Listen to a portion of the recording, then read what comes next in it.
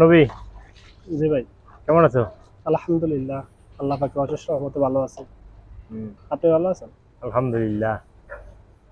আজকে তোমাকে দুটো জিনিস জিজ্ঞেস করবো। এটা হলো, সামনে ফেব্রুয়ারিতে তো নির্বাচন। নির্বাচনে তুমি মনে করো যে কাকে ভোট দিলে ভালো হবে? আমি ছোট মানুষ, বাংলাদেশে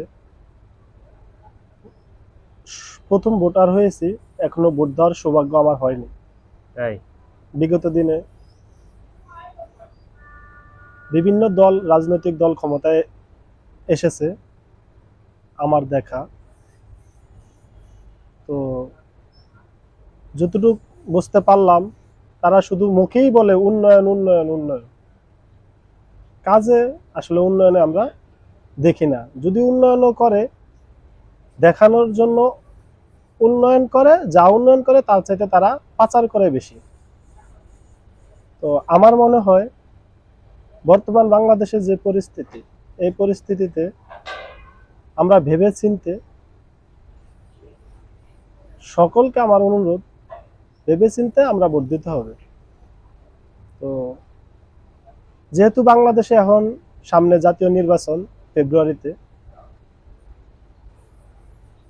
ফেব্রুয়ারিতে, ভোট দেওয়ার সময় যে সমস্ত দলগুলো আছে, তাদের ভিতরে যে দলটা বাংলাদেশের আমাদের জন্য উন্নয়নমূলক কাজ করবে, তাদেরকে দেওয়া লাগবে। তো উন্নয়নমূলক কাজ কারা করবে, এটাও দেখার বিষয়। যেমন বাংলাদেশে এখন স্বৈরাচার আওয়ামী লীগ ছিল, তারা তো এখন নেই। আর তাদেরকে নির্বাচনে আসারও সুযোগ দেওয়া উচিত নয়, কারণ তারা এক একে কয়েকটা গণহামলা চালিয়েছে। তো বর্তমানে আছে বিএনপি, জামাত ইসলাম, আরো কয়েকটা দল আছে। সব দল থেকে আমার বিশ্বাস বাংলাদেশ জামাত ইসলামের উপরে আস্থা রাখা যায়, এবং তরুণের প্রথম ভোট যেন জামাত ইসলামকেই দেয়।